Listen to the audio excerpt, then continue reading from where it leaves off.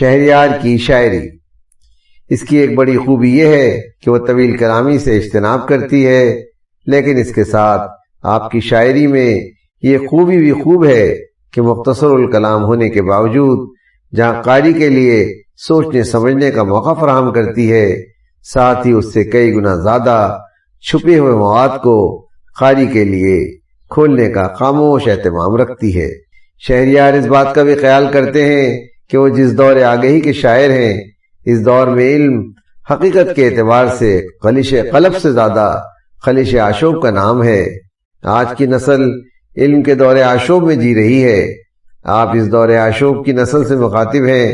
آپ نے اس شاعری میں اس نسل کی نفسیات کو سامنے رکھ کر ان کے احساس کی ترجمانی کا بیڑا اٹھایا ہے۔ وہ نسل جو کہ بھٹکی ہوئی بھی ہے اور اپنے شعور کے ہاتھوں پریشان بھی ہے۔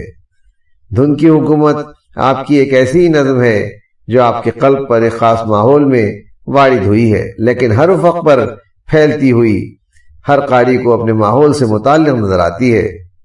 اس نظم میں ذکر صلیب گہری معنویت رکھتا ہے۔ آئیں یہاں آپ کی نظم دھن کی حکومت کو سنتے ہیں۔ امید ہے کہ شہریار کی یہ مختصر نظم اس مختصر گفتگو کے بعد آپ کے لیے زیادہ متاثر کن رہے گی۔ دھن کی حکومت۔ وہ صلیب کا سایہ، وہ صلیب کا سایہ اب نظر نہیں آتا، اب نظر نہیں آتا۔ وہ نحیف سا نقطہ، وہ نحیف سا نقطہ اب ہوا میں لرزاں ہے، اب ہوا میں لرزاں ہے۔ وہ ادھوری پرچھائیں، وہ ادھوری پرچھائیں اپنے سے پشیماں ہے، اپنے سے پشیماں ہے۔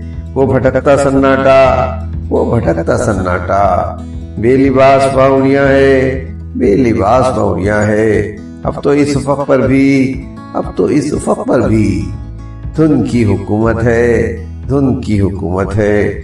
اب تو بند لب کھولو، اب تو بند لب کھولو، اب تو چیخ کر رو لو، اب تو چیخ کر رو لو۔ شاعر شہریار، آواز سراج الدین۔